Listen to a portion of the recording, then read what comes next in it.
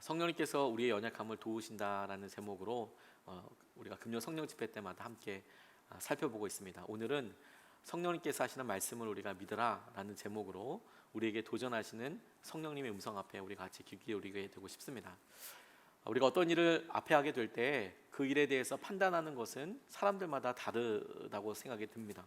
그 일을 아주 긍정적으로 보는 사람들도 있고 그 일로 인하여서 아주 낙담하는 사람도 있을 수 있습니다. 그리고 그것이 우리의 그 다음 걸음도 영향력을 주는 것을 많이 보게 됩니다. 당연히 그렇게 되겠지요. 그래서 원래 천성이 좋겠다, 밝다 이런 사람들도 있지만 그 사람이 어떻게 사는지 보는지 무엇을 말하는지 어떻게 따라가는지 그거 보면 쉽게 알게 되겠다고 생각이 들어요. 오늘 비가 오는 날에 천둥이 치고 번개가 치고 있는데 부모님들이 걱정에 대해서 위층에 있는 딸아이를 보러 갔답니다. 그랬더니 딸아이가 문을 활짝 열어놓고 있더라는 거예요.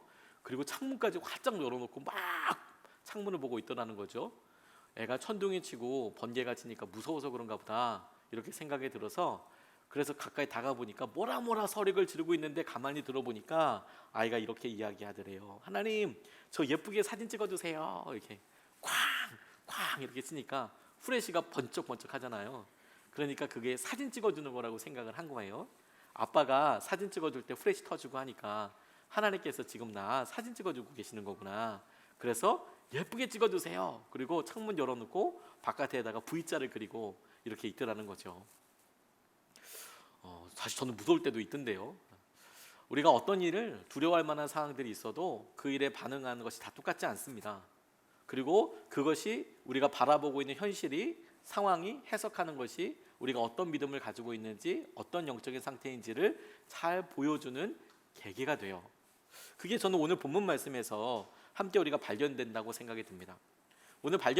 오늘 우리가 함께 읽은 말씀은 한 가지 사건과 그 사건에 대한 해석 때문에 여러 지금 논의 혹은 말들이 진행되고 있는 것을 보여주고 있습니다. 하나는 뭐냐면 그 중요한 사건이 뭐냐면 예수님의 죽음, 그 십자가 사건에 대해서 그것을 어떻게 생각하느냐, 공의회와 대제사장이 생각하고 있는 것과 제자들이 생각하고 있는 것, 예수님의 죽음과 그 죽음에 대해서 어떻게 해석할 건가, 어떻게 바라보고 있는가가 이 짧지만 이 본문에서 우리가 발견할 수 있게 됩니다. 이게 참 놀랍다고 싶어요. 첫 번째로 우리가 같이 이 본문을 통해서 살펴보고 싶은 것은 죽음을 바라보는 사람들이 있어요. 죽음의 편에서 이것을 바라보는 사람들이 있습니다. 27절, 28절 말씀을 보면 그들이 사도들을 데려다가 공의회 앞에 세우니 대제사장이 신문하였다. 우리가 그대들에게 그 이름을 가르치지 말라고 엄중히 명령하였소. 그런데도 그대들은 그대들의 가르침을 온 예루살렘에 퍼뜨렸소. 그대들은 그 사람의 피에 대한 책임을 우리에게 씌우려 하고 있어. 그대들은 그 사람의 피에 대한 책임을 우리에게 씌우려 하고 있어. 이렇게 이야기합니다. 여기서 말하는 그 사람은 예수님을 말하는 것이죠. 그 피에 대한 책임을 이야기하는 것도 십자가를 지게 된 사건에 대해서 말하고 있는 것입니다. 이미 한번 경고를 했습니다. 제자들에게 예수님에 대해서 더 이상 말하지 말아라. 그리고 잡았다가 풀어준 전력이 있었습니다. 그럼에도 불구하고 제자들이 나가서 이것을 전하고 나니까 다시 붙잡아 들여서 왜 변하지 않느냐 이것을 체근하면서 이야기하고 있는데 왜 그들이 이렇게 이야기하고 있는지 그 이유가 이 사람들의 말에서 우리가 찾아볼 수 있어요. 그게 뭐냐? 이 사람들이 지금 왜 그 사람의 피에 대한 책임을 우리에게 씌우려 하고 있느냐, 이 이야기를 통해서 두 가지 전제를 살펴볼 수 있는데 하나가 뭐냐? 자신들이 책임질 일이 아니다. 이게 예수라는 사람이 십자가에서 죽은 것은 내 책임이 우리 책임이 아니다. 두 번째, 그 소문으로 인해서 자신들에게 지금 책임이 오고 있다.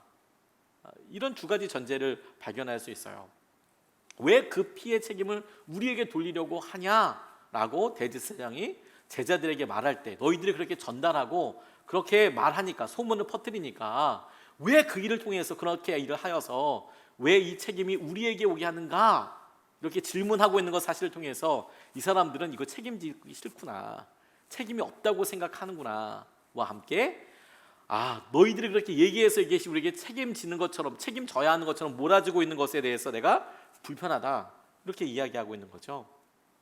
근데 아이러니하게도 이 모든 사실은 사실이에요. 그들이 예수님을 죽인 것도 사실이고, 그리고 그 책임 있는 것도 사실이죠. 그런데 그들은 지금 이것에 애써 이야기하기를 우리 책임 아니고, 내 책임 아니고, 그리고 이 책임이 나한테 다가오는 것에 대해서 나는 달갑지 않다, 이렇게 이야기하고 있는 거거든요. 이것이 모순이면서도 우리의 모습이기도 합니다.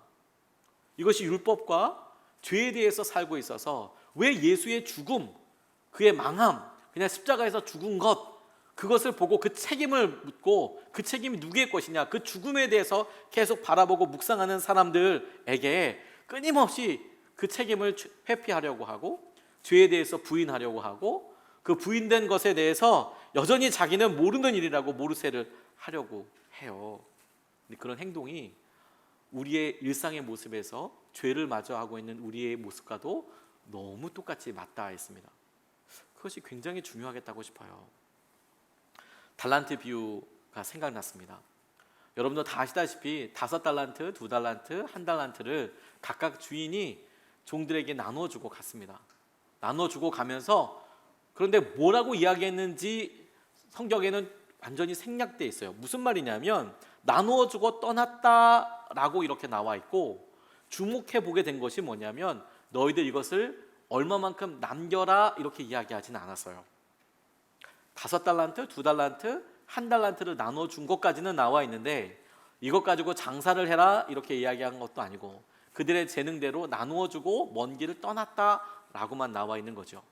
그래서 각각 구체적으로 너는 5달란트 줬으니까 뭐 5달란트 혹은 3달란트 이상을 남겨, 이렇게 어떤 구체적인 숙제를 내준 것도 아니고 나눠 주었다라고 이야기하고 있어요. 그런데 이 말의 뜻을 가만히 생각해 보면 남기라는 말을 하진 않았으니까 이 말의 결과에 대해서, 이렇게 나눠준 것에 대해서는 주인이 책임지겠다라는 것도 포함되어 있다라고 깨달아졌어요.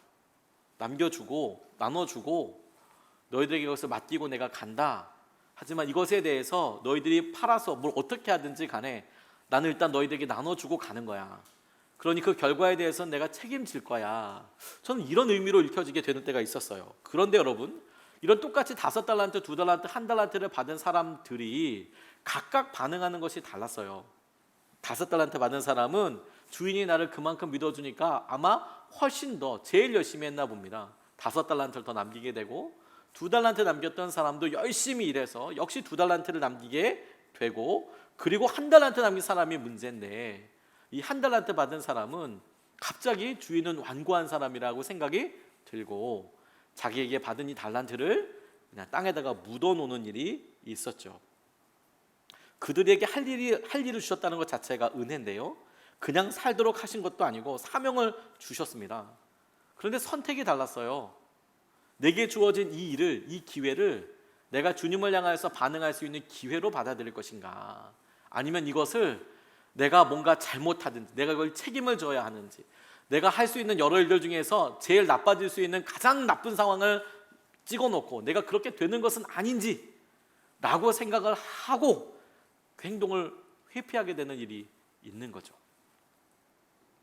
이런 모습들이 여러분, 이것 자체로 죄라고 이야기할 수 없지만 죄의 속성들과 아주 많이 닮아 있습니다.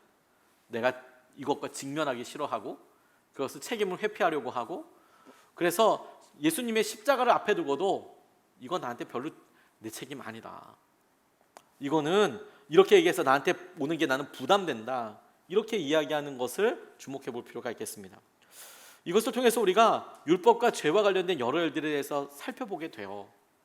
우리의 상황에서 우리는 무엇을 바라보고 있는지, 우리의 삶에서 우리는 무엇을 의지하고 있는지, 우리는 똑같은 우리 앞에 다가오는 이 일을 보고 우리가 망하게 될 것, 죽을 것, 혹은 죽음과도 같이 책임져야 될 것, 이런 일들에 온통 매여서 사는 것은 아닌지 첫 번째로 질문해 보게 됩니다.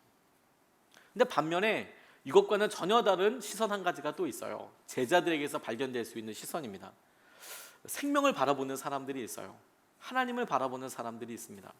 29절로 30절까지 말씀을 보면 베드로와 사도들이 대답하였다. 사람에게 복종하는 것보다 하나님께 복종하는 것이 마땅합니다. 우리 조상들의 하나님은 여러분이 나무에 달아 죽인 예수를 살리셨습니다. 이렇게 이야기하고 있습니다. 지금 똑같은 예수 그리스도께서 십자가에 달리셨다라는 사건에 대해서 설명하고 있는데, 대제사장들과 공의에 있는 사람들은 예수가 죽었다 이 사실에 집중해서 왜 그 책임을 내가 져야 하냐? 왜 이런 소문이 나한테 오게 하냐?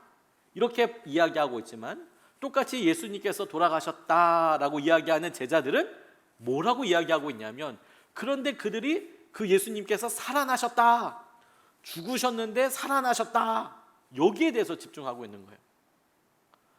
죽었다라는 사실을 계속 강조하는 이유는 그분께서 살아나신 것에 대해서 그들이 전하고 싶기 때문에 그렇습니다. 그게 기쁜 소식이기 때문에 그렇습니다. 죽었던 예수님께서 살아나셨다, 죽음으로 몰아넣었던 사람에게 그 사람이 여전히 살고 있다고, 여전히 살아있다, 죽지 않았다라고 이야기하면 의외로 이것이 자책과 책임으로 벗어날 수 있는 기회도 될 텐데, 그렇게 생각하지 않고 내가 했던 일이 오히려 드러나서 걸리는 거 아니냐, 혹은 사람들에게 알려지는 것 아니냐, 이렇게 걱정을 하고 있는 것이 아주 극명하게 대비되고 있는 거죠. 요셉의 형들에게서도 이런 일이 발견돼요.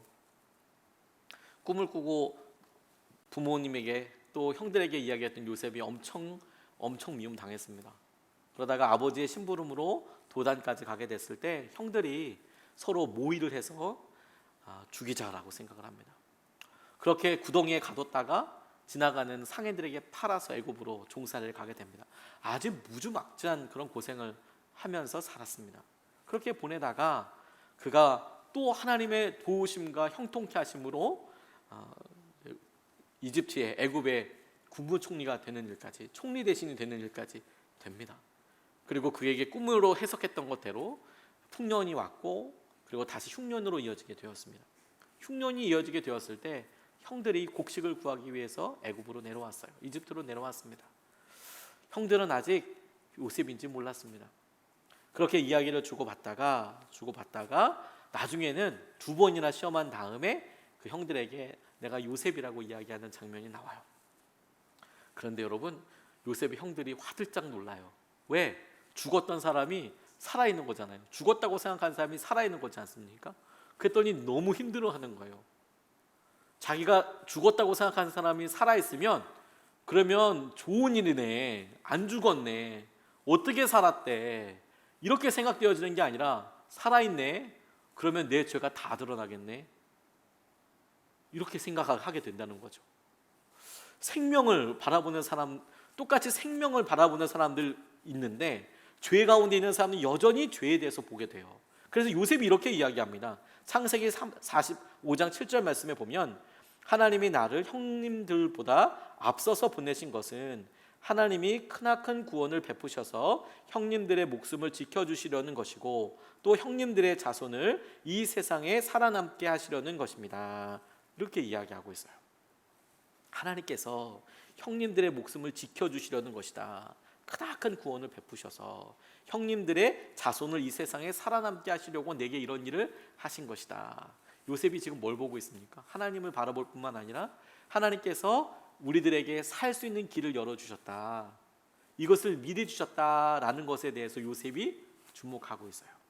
정작 피해자였던 요셉은 하나님께서 하신 일, 하나님께서 생명을 살리기 위해서 하셨던 일에 대해서 주목하고 있다면, 그러나 요셉의 형들은 온통 생각하고 있는 것이 뭐냐면, 내가 잘못했구나, 두려운 일이구나. 이런 똑같은 일이 야곱이 죽었을 때 또 한 번 일어납니다. 야곱이 죽었을 때 여러 유언을 남겼는데 형들이 다시 요셉에게 아버지께서 이런 유언을 남기셨다라고 이야기해요.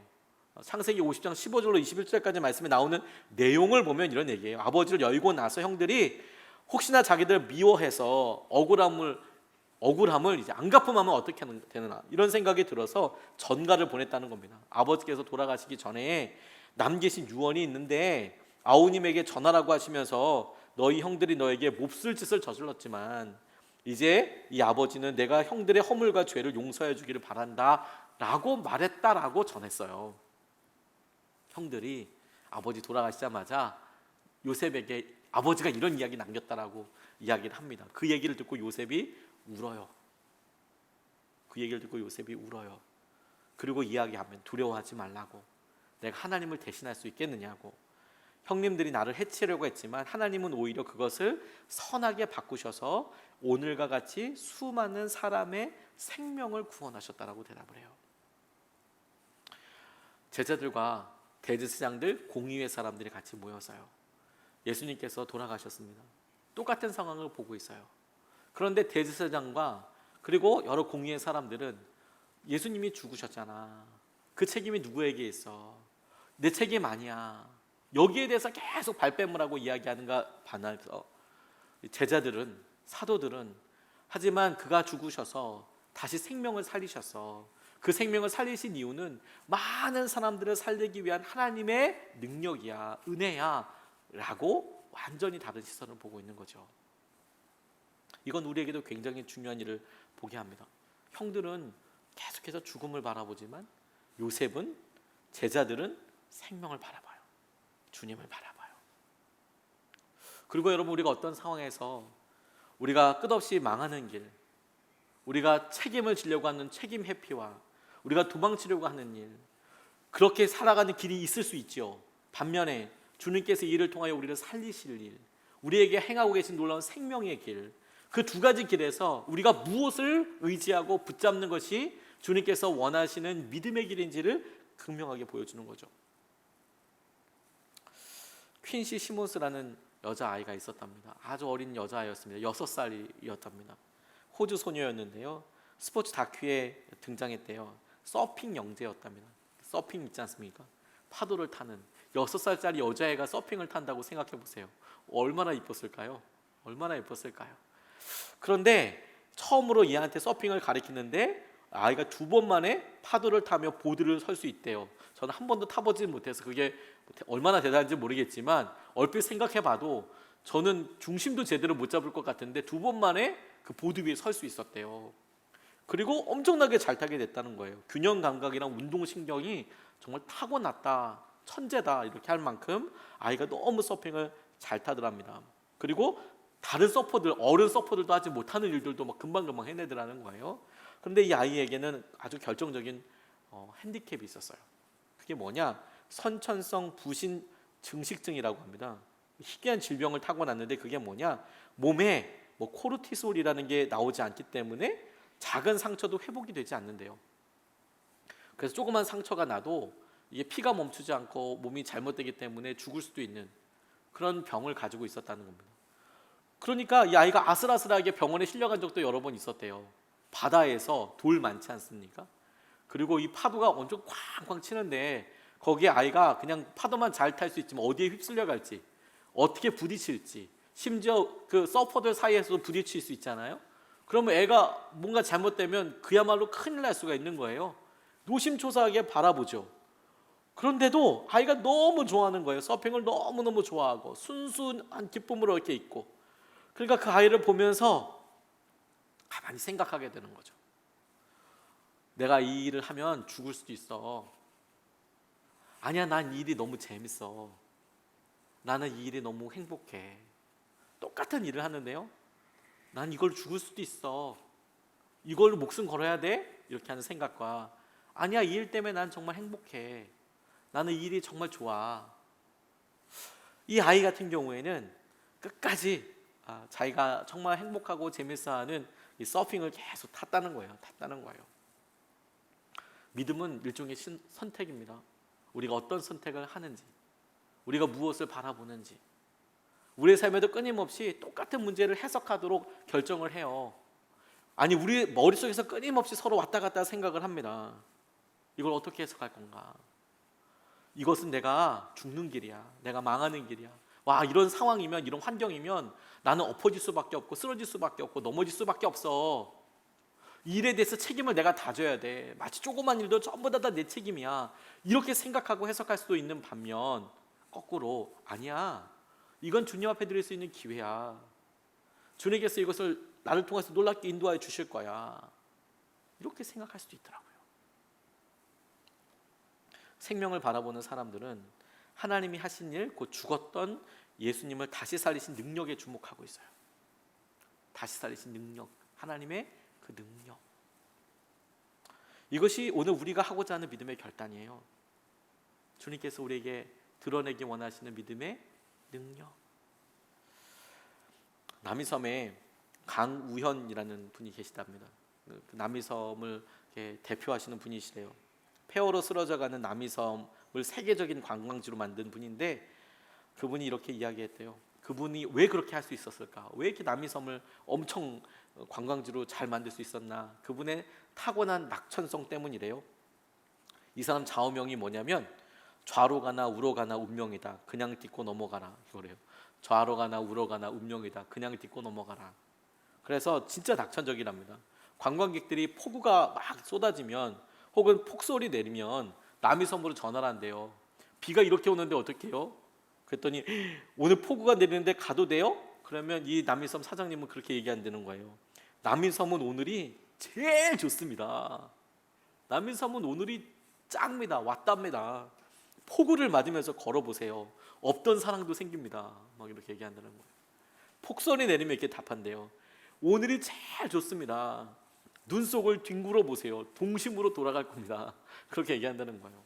보통 관광지에, 그것도 섬에 비가 많이 오고 눈이 많이 오면 오지 마세요. 위험해요. 이렇게 이야기할 텐데 전혀 그렇게 얘기하지 않는다는 거예요. 그래서 남이섬은 공치는 날이 없대요. 왜? 낙천적인 생각, 오늘이 제일 좋은 날이니까. 저는 이런 이야기, 이런 도전들이, 물론 요즘 여러 사람들이 긍정적인 생각을 해야 한다, 뭐 이런 일들로 비슷하게 이야기하고 있는 것을 많이 들었습니다. 물론 긍정적인 마음, 그것이 믿음과 똑같이 바라보는 것을, 똑같은 것을 바라봐라 이렇게 이야기하는 것은 아닙니다. 그게 오늘 성령님께서 우리에게 이 본문 말씀을 통해서 이야기하시는 것과 맞닿아 있어요. 맞아요. 우리가 믿음을 봐도요, 믿음이 안 좋은 쪽, 죽음을 바라보고 책임을 회피하고 내가 이런 것들을 같이 보기 싫어, 이런 면이 있고, 아니야, 믿음을 통해서 생명을 바라보고 하나님께서 하신 일을 바라볼 수 있어. 그래서 긍정적이고 내가 하나님께서 하신 일을 아주 힘있게 의지하고, 이렇게 두 개로만 해결되는 것 같아요. 그런데 이런 분류는 세상에도 사실 있거든요. 긍정적인 생각을 가져라, 굳이 부정적으로 살지 말아라. 자기 개발 서적을 봐도 숱하게 나와 있는 내용들입니다. 그렇지 않습니까? 그렇다면 뭐 믿음이 똑같은 걸까요? 그렇지 않아요. 오늘 말씀에서 이렇게 이야기하고 있어요. 31절, 32절 말씀에 하나님께서는 이분을 높이 시어 자기 오른쪽에 앉히시고 영도자와 구주로 삼으셔서 이스라엘이 회개를 하고 죄 사함을 받게 하셨습니다. 우리는 이 모든 일의 증인이며 하나님께서 자기에게 복종하신 사람들에게 주신 성령도 그러하십니다. 라고 이렇게 이야기하고 있어요. 저는 이 부분을 여러 번 묵상하면서 이렇게 적용해 봤어요. 하나님께서 이분을 높이시어 자기 오른쪽에 앉히시고 영도자와 구주로 삼으셔서 이스라엘이 회개를 하고 죄 사함을 받게 하셨습니다.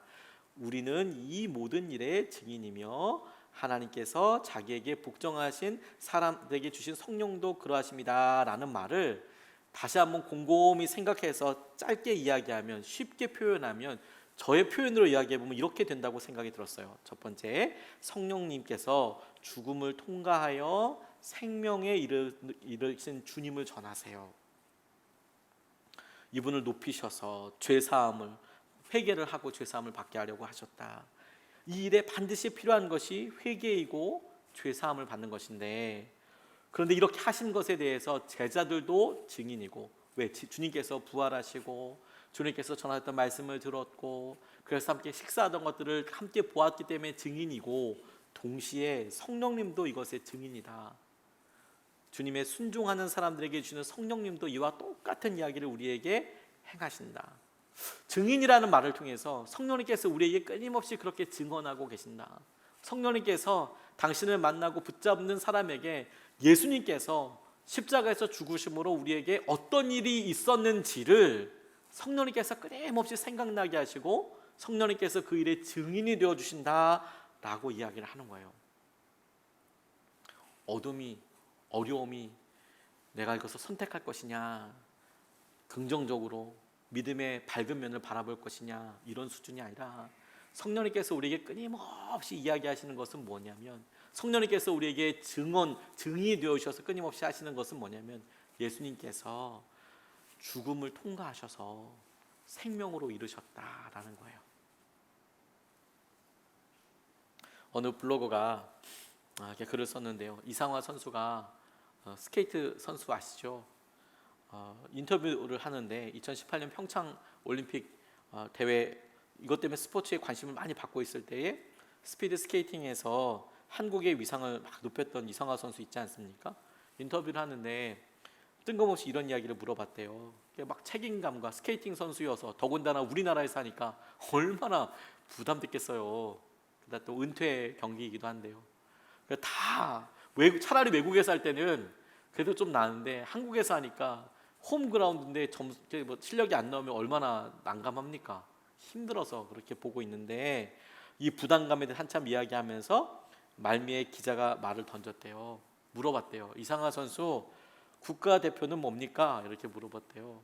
국가대표는 뭡니까? 그랬더니 이상화 선수가, 이게 뭐 예정되어 있던 질문이 아니었으니까, 국가대표요?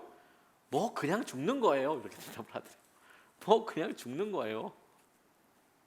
그 책임감뿐만 아니라 그에게 그냥 이것이 죽어서 포기해서 이게 아니라 죽을 것 같은 훈련과 과정들을 통과해서 결국엔 그 앞에 마주서는 것, 그거 이야기하는 거 아니겠습니까? 그거 이야기하는 거 아니겠습니까?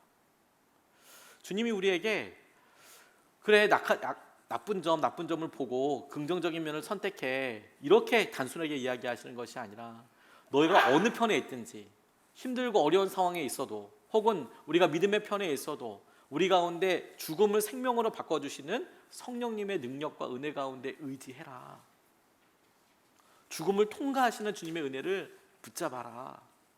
그게 주님께서 우리에게 도전하시는 겁니다. 선원목자교회에서 박우영 목사님이라는 분과 동력을 한 적이 있어요. 같이 젊은이 교회에서 사역을 하실 때, 사역자들끼리 이렇게 있을 때 이렇게 여러 친밀한 이야기들 많이 나누고 그랬습니다. 그런데 저희가 같이 담당하는 두 목사였기 때문에 아주 친밀하게 여러 이야기를 참 많이 해주셨어요. 그런데 문득 저랑 이야기 나눌 때 이런 이야기를 하시더라고요. 그분 아이가 어릴 때 자기 어렸을 때를 생각 많이 하신다고 이런 이야기를 하셨어요. 이분 어렸을 때 아주 안타까운 일이 있었습니다. 아버님께서 종교교회 목사님이셨는데 40대에 돌아가셨어요. 간암으로 돌아가셨습니다. 얼마나 청천벽력 같은 일이었겠습니까? 이때 이분 나이가 초등학교 1학년이었대요.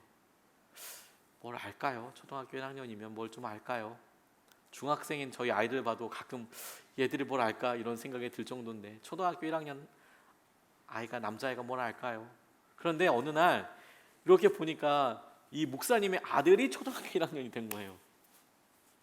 그리고 이 아들을 보는데 우리 아버지는 지금 내 시선으로 이 아이를 이렇게 봤을 때 이 나이 때 돌아가셨는데, 아이가 1학년인 아이를 보고 돌아가셨는데 마음이 어떠셨을까? 이런 생각이 들면서 마음이 너무 힘들고 또는 애잔하고 기도하게 되고 그러시다고 이렇게 저한테 얘기를 하시더라고요. 마음이 너무, 아버지 생각이 너무 많이 난다고 이런 이야기를 하세요. 자기 초등학교 1학년 때 아버님 돌아가셨는데, 그 아버님 돌아가실 때 어떤 생각일까를 본인 아들 1학년 됐을 때 이제 막 생각이 드는 거죠. 내가 만약에 여기서 죽는다면 우리 아이는 무슨 생각할까? 그럴 법하지 않습니까? 그러면서 이분이 이제 그런 이야기를 하세요. 아버님에게 돌아가시고 나서 여러 번 이야기를 하실 때도, 간증을 하실 때도 이야기를 하셨지만 막 먹고 살 수 있을 만한 게 없으셨답니다. 그리고 목사님이 돌아가시니까 사택도 곧 내어 주어야 하고요. 이제 나가야 되는 거죠. 싹 나가야 하는 거죠. 그럼 어떡합니까? 사모님도 목회에 같이 전념하셨으니까 특별한 직장이 있었던 건 아니고, 돈을 벌 수 있는 방법이 갑자기 뾰족하게 있는 것도 아니고, 그냥 남편 사역하시는 거 열심히 같이 도왔는데 간암으로 너무 허무하게 돌아가시고 나니까 졸지에 이제 집을 비우고 이렇게 되는 때가 된 거죠. 두려움이, 그리고 염려가 걷잡을 수 없이 몰려오더래요. 두려움이, 염려가. 그거 어떡하겠어요. 그런데 이제 장례를 잘 마쳤습니다. 그런데 교회 재정을 담당하는 장로님이 이렇게 오시더니 사례비랑 퇴직금이랑 장례 때 들어온 조의금을 모두 담았다고 그러면서 봉투를 하나 이렇게 주시더래요. 꽤 두꺼운 봉투를 이렇게 드리시더래요. 그러면서 이렇게 말씀하시더라는 거예요. 교회에서 드리는 마지막 생활비입니다. 이제 나가셔야 되는 거잖아요. 교회에서 드리는 마지막 생활비입니다. 목사님한테 생활비가 나오는 건데 목사님 돌아가셨으니까 그러면 이제 어떻게 가실 수가 없잖아요. 이렇게 마지막 생활비입니다 라고 하고 봉투를 하나 놓고 가시더라는 거예요. 그날 어머니가 밤새도록 우셨대요. 밤새도록 우시면서 밤을 지새우시더래요. 하나님 어떻게 해요? 하나님 어떡할까요? 당연히 그렇게 기도되지 않겠습니까, 여러분? 젊은 나이에 40대의 남편이 돌아가시고 하나님 난 어떡합니까? 하나님 난 어떡합니까? 이제 뭐 먹고 삽니까? 우리 어디 가서 삽니까? 근데 밤새 울면서 기도하는데 동이 틀 무렵에 갑자기 이런 생각이 드시더라는 거예요. 하나님께서 남편을 불러 가실 때에는 다 뜻이 있을 텐데 하나님께서 나와 아이들을 능히 먹이고 입히시고 공부시키실 텐데 내가 왜 이렇게 쓸데없는 걱정만 하고 있나? 내가 왜 이렇게 쓸데없는 걱정만 하고 있나? 이런 믿음의 역사가 일어나자 슬픔과 두려움, 이게 기도와 감사의 기도로 바뀌더래요. 밤새도록 울면서 어떻게 살아야 합니까? 어떻게 살아야 합니까? 이렇게 기도하다가 새벽 미명이 되니까 하나님께서 다 계획이 있으시겠지. 그게 고백이 되어지더라는 거예요. 그리고 감사의 제목을 이렇게 바뀌셨대요. 하나님 감사합니다. 하나님이 다 책임져 주신다니 감사합니다. 먹을 것도 공부시킬 것도 다 마련해 주실 테니 너무너무 감사합니다. 저는 걱정하지 않겠습니다. 이런 고백이 나오더라는 거죠. 그리고 그렇게 공부하다가 어느덧 새벽 기도의 시간이 돼서 새벽 기도에 가려고 이렇게 보니까 방바닥에 봉투 같은 게 이렇게 큰 덩어리가 하나가 있어서 장로님이 두고 가신 그 봉투인데 주님께서 다 책임져 주실 것이 믿어지니까 그거 가지고 가서 감사헌금으로 이렇게 드리셨다. 뭐 그런 이야기를 하시더라고요. 우리가 믿음으로 선다는 것은 여러분, 우리에게 좋은 면이 있고 분명히 어두운 면이 있을 수 있어요. 그리고 우리가 이것을 평가하고 어떤 때는 순종하고 어떤 때는 선택을 해야 될 수도 있습니다. 그래서 그래, 내가 지금 너무 나쁘게 생각할 필요가 있겠어? 너무 이렇게 염세적으로 부정적으로 생각할 필요 있겠어? 내가 긍정적으로 바라봐야지. 그래, 내가 좋게 될 거야. 이렇게만 생각하는 것을 믿음이라고 다 이야기하지 않습니다. 좋은 도전일 수는 있지만 그것을 믿음이라고 생각하지는 않습니다. 애써 내가 있는 것을 부인해서 이건 어려운 일이 아니라 좋은 일만 있을 거야. 이렇게 생각할 것도 아닙니다. 어려워요, 여러분. 어려운 일은 어렵습니다. 그런데 믿음이라는 것은 무엇이냐면 주님께서 그 가운데 하실 일을 보시는 거예요. 다만 이것이 나쁜 것, 좋은 것이 아니라 주님께서는 죽음에서 생명을 살리시는 분이세요. 하나님께서 우리에게 하신 일을 보면 하나님께서 놀라운 주의 은혜와 마음대로 삶을 역전시켜 가시더라고요. 그것이 좋은 것, 나쁜 것이 다 주님께서 하시는 계획 가운데 있고 하나님께서 드러나시는 놀라운 뜻이 이루어지는 거더라고요. 그런데 성령님이 무엇을 하시냐면 그렇게 하신 일에 대해서 끊임없이 증인이 되신다는 거예요. 증언을 하신다는 거예요. 성령님께서 우리 가운데 하시는 말씀이 뭐냐면 하나님께서 이 일을 책임지신다. 하나님께서 이 일을 통하여 생명을 이끌어 가신다. 하나님께서 죽을 수밖에 없는 우리도 생명으로 바꾸어 가신다. 인도하여 주신다. 끊임없이 이렇게 이야기하신다라는 거죠. 그래서 믿음의 중심과 핵심은 무엇이냐면 우리 안에서 수없이 많은 생각이 들 때마다 성령님께서 우리 가운데 하시는 막연하게 잘 될 거야, 좋을 거야 이렇게 말씀하시는 것이 아니라 주님의 뜻이면 주님께서 이 일을 통하여 열매를 맺게 하여 주실 것이고 이것이 나빠도 주님께서 하시는 놀라운 은혜로 주님의 영광이 드러나게 될 것이고 이것이 주님께서 하신 놀라운 은혜로 회복되어도 우리에게 기쁨이고 역사하심이 될 것입니다. 이렇게 고백하게 되는 거예요. 왜? 성령님께서 우리에게 끊임없이 그렇게 말씀하여 주시니까. 최근에 제가 이런 것을 경험하게 됐어요. 목회를 짧게 담임 목회를 여러 번 처음에 목사 안수 받을 때 개척교회에서 사역을 하고요. 그리고 부교육자 생활을 오래 하다가 담임 목회 이제 4년째로 넘어와서 다시 목회를 하고 있습니다. 저희 부모님이 가난하게 목회하셨기 때문에 제 마음속에 늘 조심하는 것들이 많이 있어요. 참 나누기도 부끄러울 만한 기준들이 있습니다. 그 기준이라는 게 뭐 딱히 뭐 이상한 것은 아니고요. 가난을 경험해 본 사람들만 갖고 있는 습관이랄까요? 두려움이랄까요? 가난한 사람, 부자인 사람 표시나지 않죠. 그런데 제가 경험해 본 바에 의하면 가난한 사람들에게는 마음속에 이렇게 작은 자아가 있는 것 같아요. 그래서 가난한 걸 보여주기도 싫고 누군가에게 부탁하는 건 더 싫고 그런 일들이 드러나는 건 뭐 정말 참을 수 없는 일이죠. 저 어렸을 때 저희 부모님이 저에게 그렇게 키워주셨어요. 사실은 저희 집이 어렵고 힘든데도 저희 부모님이 저에게 정말 최선을 다해서 입혀주시고 먹여주시고 다른 사람들에게 한다고 그러면 해주려고 노력을 정말 많이 해주셨어요. 다 해주시는 못하셨지만 저희 부모님께서 너무 감사합니다. 저는 그렇게 생각합니다. 그런데 어느 정도 철이 들면 저는 왜 모르겠습니까? 그걸 집이 힘들고 어렵다는 걸 그걸 왜 모르겠어요? 힘든 건 힘든 거잖아요. 알죠. 애써 그거 인정하고 싶진 않죠. 근데 철이 들다가 조금 더 나이가 들면 스스로 돈을 벌 수 있을 나이가 되고 그러면 가난이 미워지더라고요. 그렇게 미워지더라고요. 성공할 수 있는 길에 대해서 알아보고요. 그리고 그거 나쁜 일은 아니지 않습니까? 그런 똑같은 일이 저한테도 있었습니다. 성공하고 싶다. 다른 사람들한테 손 벌리지 않고 살았으면 좋겠다. 그래서 아마 공부도 열심히 하고 그래서 유학도 준비하고 제가 하고 싶은 일 하고 살겠다라고 그렇게 열심을 냈는지 모르겠어요. 그런데 주님이 저를 부르셨잖아요. 부르시고 그렇게 왔습니다. 그런데 이제 그렇게 어렸을 때 부모님에게 갖고 있었던 것들, 보였던 것들, 그런 존경하는 마음, 사랑하는 마음들이 여전히 제 안에 여러들이 있어서 제게 보니까 다른 사람들은 그냥 목사님 편하게 이야기하셔도 될 텐데요. 그건 이렇게 해도 될 텐데요. 싶은 것에 얘기하지 않고 저 혼자서 이제 막 안고 넘어지는 거죠. 그냥 힘들게. 이건 내가 감당할 일이니까. 근데 이제 그런 일들이 이제 사람들에게 나눠야만 하는 그런 일이 생기게 됐어요. 너무 힘들더라고요. 그런 상황 자체도 너무 힘들고 죄를 진 것은 아니지만 감당하기 너무너무 어렵더라고요. 마음속에도 눈물이 난다는 거 여러분 아세요? 속도 많이 상하고 그래서 오랫동안 기도하게 되더라고요. 다 보내시고 혼자 남아서 사무실에서도 계속 기도하고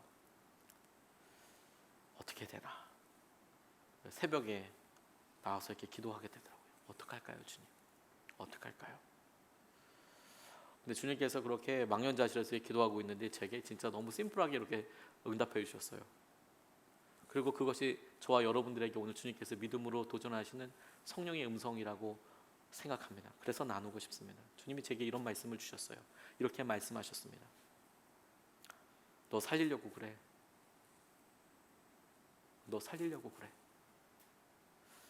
여기 앉아가지고 이렇게 성도님들 기도하고 마지막에 새벽 예배 때 기도하는데 주님 이런 상황과 하나님 이런 일들은 어떻게 해야 되는 겁니까? 하나님 어떻게 할까요? 하나님 너무 마음이 아픕니다. 하나님 어떻게 될지 모르겠습니다. 근데 주님께서 딱 한마디 하시더라고요. 너 살리려고 그래. 근데 그렇게 말씀하시는데요 제 마음속에 너무 기쁨으로 아멘 고백이 되더라고요. 아멘 주님 저 살려주십시오. 앞으로 뭐 결정된 건 아무것도 없습니다. 결정된 건 아무것도 없고 그것이 나타나는 바는 뭐 아무것도 없습니다. 근데 저 하나는 믿어요. 살리려고 그러시는 거구나. 우리에게 주님께서 당신의 죽음에서부터 생명을 경험하게 하신 능력을 우리에게 보여주시려고 하는 거구나.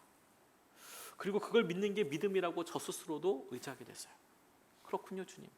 우리의 삶에 주님께서 이끌어주시고 붙잡아 주시는 믿음이 우리에게 있는 거군요. 그렇게 말씀하시는 것이 성령님이라는 거예요.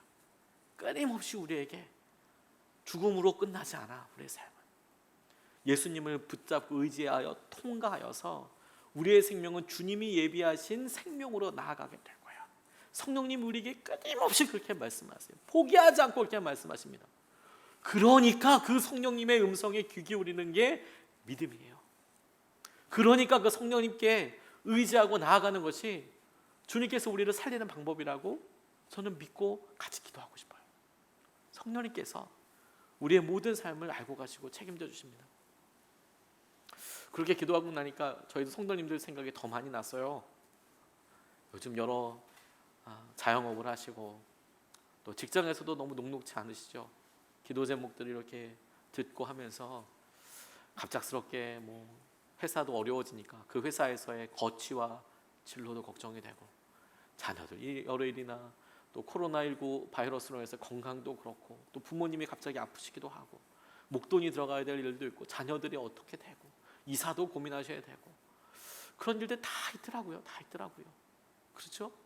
그래서 그냥 그런 일들 앞에 속절없이 그냥 뭉개고 같이 힘들어해요. 왜 이런 일이 있을까라고 고민해요. 근데 여러분, 주님께서 명확하게 말씀하시려고 그래요. 너 살리려고 그래. 너 살리려고 그러는 거야. 죽이려고 그러는 게 아니라 너 살리려고 그러는 거야. 주님께서 지금 이런 코로나19 바이러스뿐만 아니라 우리의 삶에서 다 죽음과 책임과 회피와 염려와 있죠. 우리가 돼 있어요. 하지만 주님께서 우리에게 끊임없이 말씀하시는 생명과 죽음을 통과한 은혜와 마음과 역사하심을 통해서 우리를 넉넉히 살리시고, 그 놀라운 은혜로 말미암아 우리의 삶이 변화되는 저와 여러분 되시기를 주님의 이름으로 도전합니다. 우리가 찬양하고 같이 기도하고 싶습니다. 우리가 전하고 우리가 같이 나눈 여러 말씀들에 주님의 음성에 우리가 같이 좀 귀 기울였으면 좋겠어요. 증언하신답니다, 성령님이. 그 말은 뭐냐면, 주님 하나님의 말씀에 순종하는 사람들 계신 성령께서 똑같이 증언하신다는 말은 주님께서 우리의 성령님께서 계속 말씀하신다라는 이야기예요. 예수님이 우리의 죄와 우리의 정결함을 위해서 돌아가셨다. 그런데 부활하셨다. 그걸 끊임없이 당신께서 내가 그것을 보았고 그 일은 실제이고 그 일은 지금도 일어날 능력이라고 우리에게 끊임없이 말씀하시는 거예요. 그 말에 귀 기울여야 되는 거예요. 그 말에, 그 성령님의 증언에, 우리 속에서 말씀하는 성령님의 증언에 오늘 찬양하면서 주님께서 우리 가운데 그런 분명한 고백을 더 또렷하게 받으시도록 같이 찬양하고 하겠습니다.